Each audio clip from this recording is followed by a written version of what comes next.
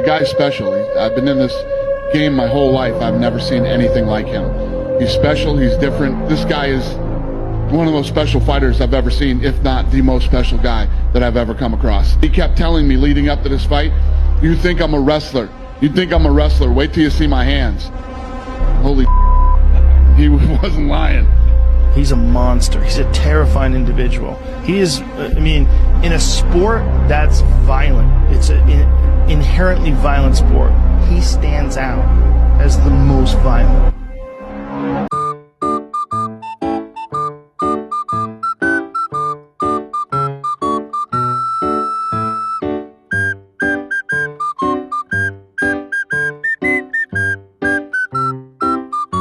Brother. What's up, guys? Today I will be fixing the logjam of the UFC welterweight division. Now, the welterweight division is absolutely stacked.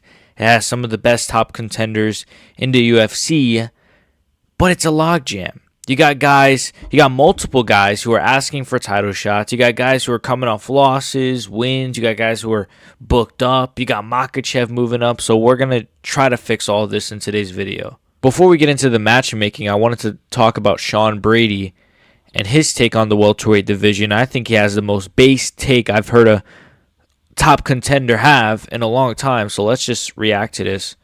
He has a really good take here about this division. So shout out to him. When you were watching that and realized that Jack was going to become the new champion, were you disappointed? Did this make things a little more complicated for you? No, because I seen it two ways. Bilal, if Bilal won, there's a better chance of me definitely getting the title shot, which would be amazing. But I knew if Jack won, that I'd be fighting again, which I've been saying since the Leon fight, which I'm fine with. And like you guys were just saying, me and Ian, like I feel like people are very surprised I keep saying that. They're like, oh, why don't you don't want the title shot? I'm like, of course I want the title shot.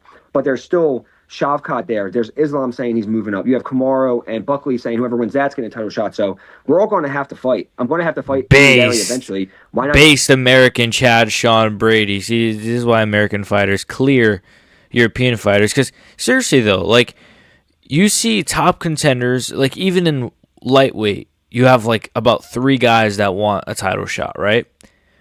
In welterweight, you have Ian Garry, who we're going to talk about after Sean Brady, but you have Ian Garry, who is doing video after video after video after video campaigning for a title shot. He's not going to get it. It's like, the UFC would be really retarded to give Ian Garry a title shot. And they're not going to give it to him because Makhachev is next.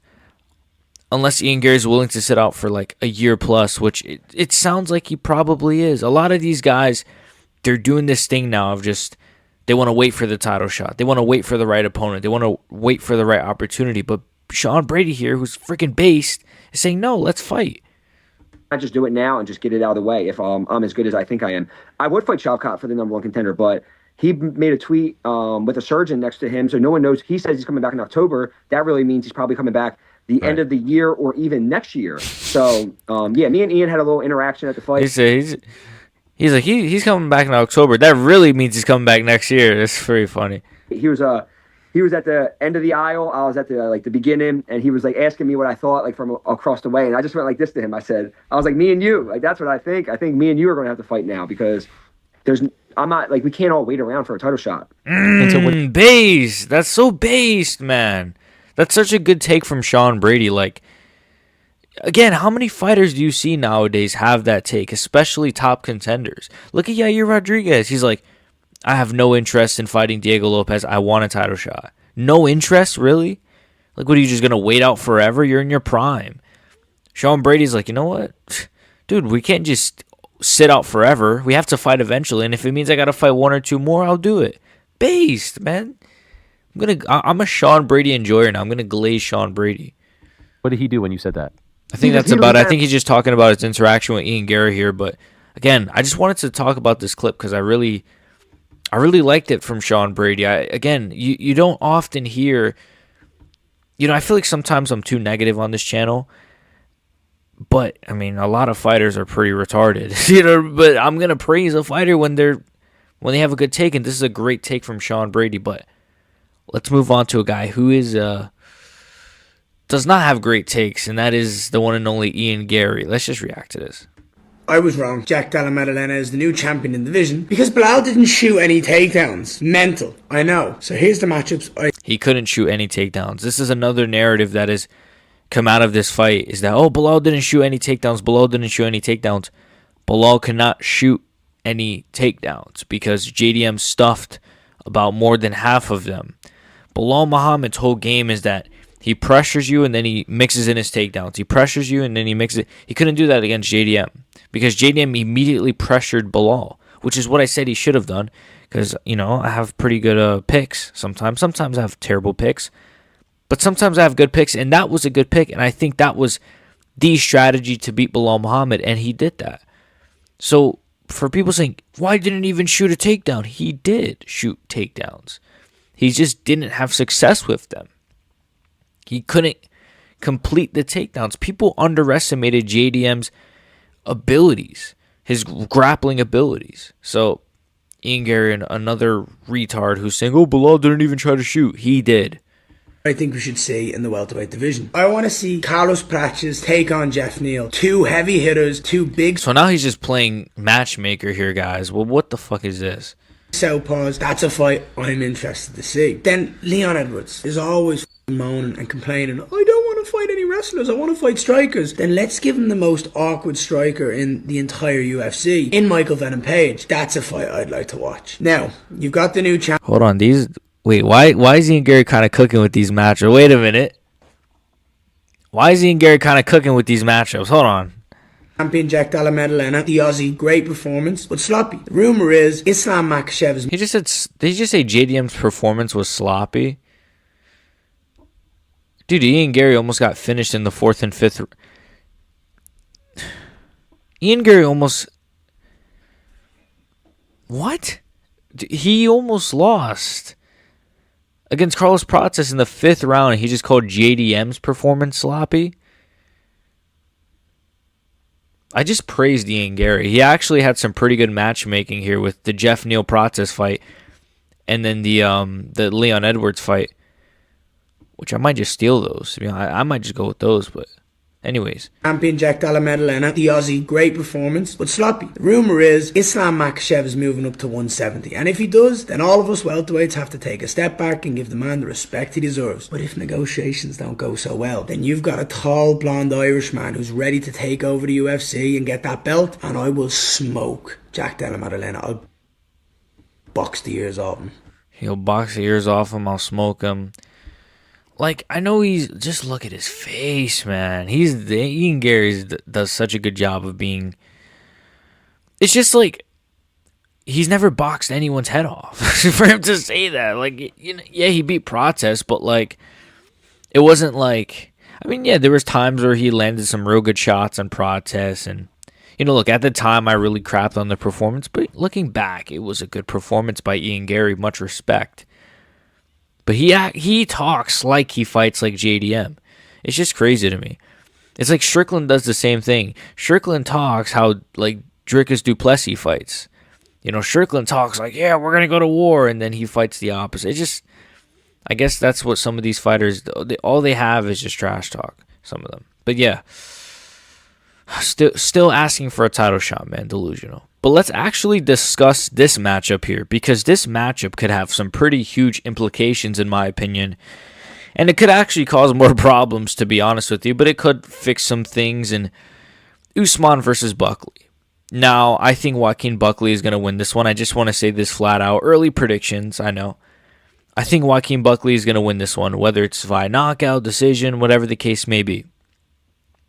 But, win or lose, I think Kamaru Usman, and this is where we start to get into the matchmaking, I think Kamaru Usman should fight Bilal Muhammad. Win or lose. If he wins, he doesn't deserve a title shot unless there's literally no one left. Like, I don't know, unless somehow everyone is injured. You know what I mean? But win or lose, he should fight Bilal Muhammad. Look, Bilal Muhammad was on a crazy winning streak. He was the champion. He didn't defend the belt, but he was the champion.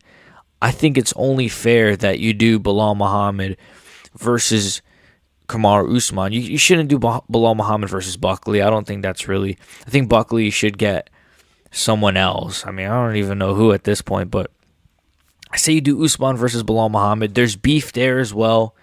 There's already a there's beef. There's beef. They have the whole podcast thing. There's beef. Just do the fight after this one, whether Usman wins or loses. And look, Bilal, we know Usman, this version of Usman is not going to be that active, let's be honest. But Bilal's not going to be active either. He sliced his lip, he broke his orbital, and he broke his nose. He's going to be out probably until the end of the year, maybe until next year.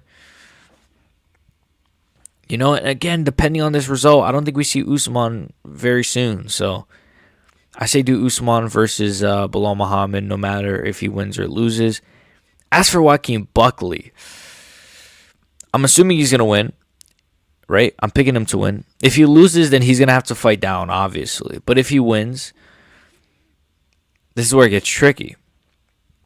Because you got a guy like Shavkat, right? Shavkat is going to be out probably until the end of the year. I don't think Joaquin Buckley is going to want to wait till the end of the year. Sean Brady, and you saw he already championed this, wants to fight Ian Garry. And Ian Garry's going to have to accept he's not getting a title shot. So presumably you do Sean Brady versus Ian Garry. Where does that leave Joaquin Buckley? Yeah, this is tricky. This is really, really tricky. I mean, if you want... Let's look at the welterweight rankings real quick. Now, if you see, they still have Bilal as champion. But Sean Brady is number 1. Shavkat is number 2. Leon is still number 3. Usman is 4. JDM is 5. So this is not even updated. I guess they'll update it probably tomorrow. But... Or at the time of this recording. I'm recording this on a Monday. So recording. Anyways... Obviously, this is all going to change. We know this, right? Buckley's number 7. So he faces Usman. He's going to be in the top 5, right? Do you do Buckley versus Leon Edwards? Do you do Buckley, Leon Edwards? See, this is where it gets tricky because if Morales beats Burns, he's going to be looking for a top 5 opponent as well. But I wouldn't want Buckley to have to face Morales. I think you do Michael Morales if he beats Gilbert Burns versus Leon Edwards. I think you do Joaquin Buckley if he beats Usman. Man, this is pretty bright, by the way.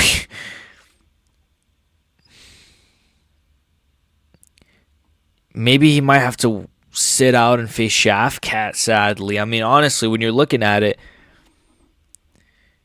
unless he's willing to just fight like a Morales or a Prates coming off of a win or a name like that, or Jeff Neal coming off of a win, I wouldn't want to have him face down, but I think Buckley might have to face he might have to wait for Shavkat to come back, sadly. And I think, again, I saw the coach say like September to December.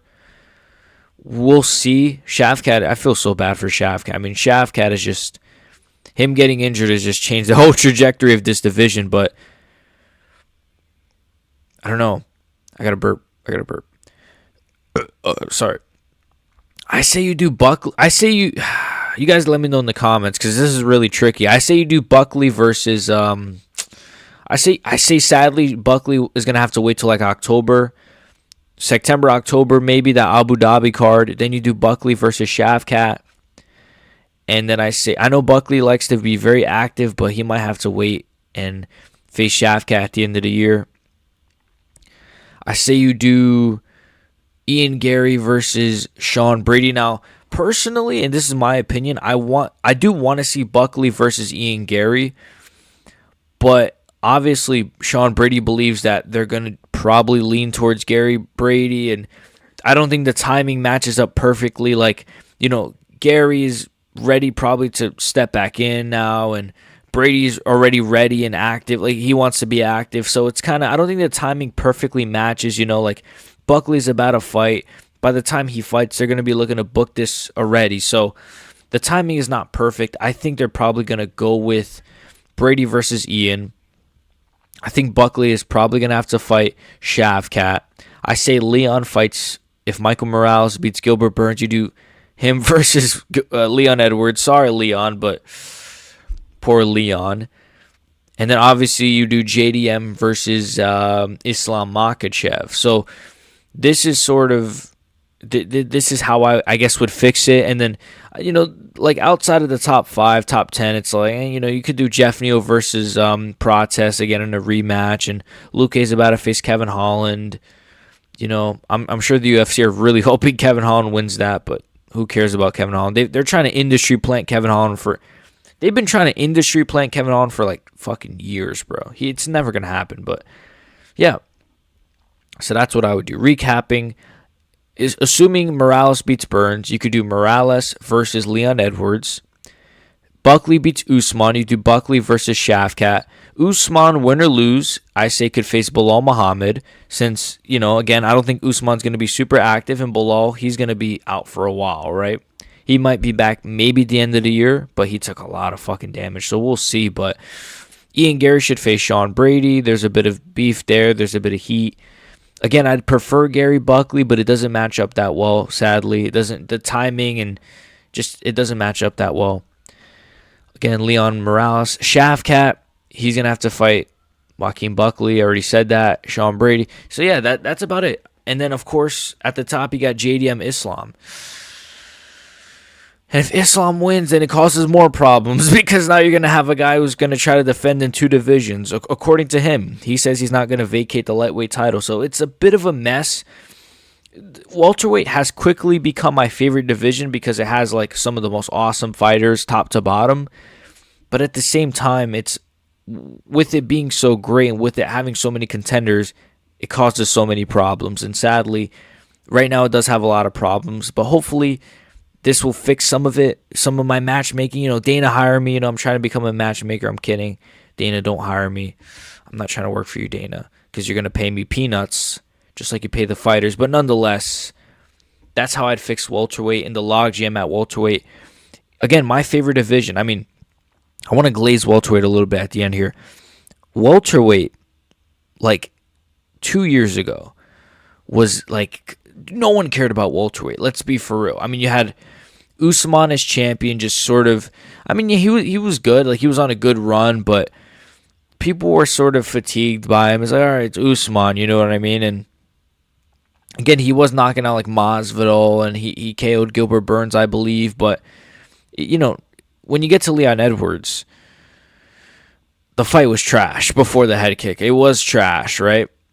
And then he head kicks him, and it's like, oh shit. Leon Edwards he just like brought energy back into this division, right? Because again, like people liked Usman, he was dominant, but it's also like with dominance comes, you get a little bit tired of seeing the guy, right? Even though he was a great champion looking back, especially looking back. Maybe at the time I hated on him, and some of you guys did too, of course, but then you get Leon Edwards head kicking him.